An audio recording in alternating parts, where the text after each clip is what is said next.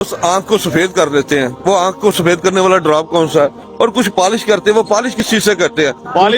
Polish ज्यादातर अमजद साहब के कबूतर को वैसलीन लगा के ना, अच्छा, वैसलीन से। उसके मोरे को और उसकी आइस को, तो उसको डिब्बे में रख देते हैं।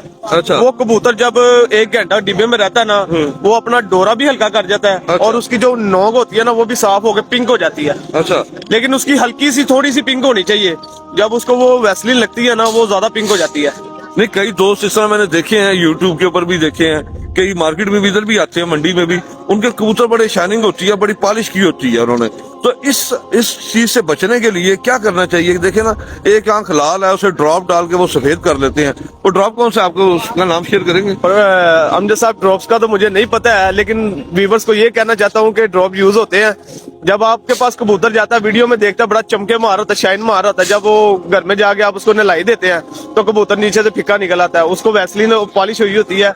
वैसलीन जब लगती है ना, आप देखते हो कबूतर का शो करवाते हैं, उनकी जो ब्राछे और ये नोज के ऊपर ऐसे लगता है, वो कहते हैं ये बच्चे पाल रहा है। वो बच्चे नहीं पाल रहा होता, वो ज्यादातर कबूतरों की वैसलीन लगी ये रियलिटी है दोस्तों, बहुत अच्छी जबरदस्त बात भाई कर रहा है, ये रियलिटी है। बच्चे नहीं पाल रहे होते। ये आपने चीज का ख्याल रखना है। मैं फिर वही कहूंगा अमजद साहब कि आप कबूतर को खुद देख के लें, खुद देख के वीडियो पे यकीन ना करें।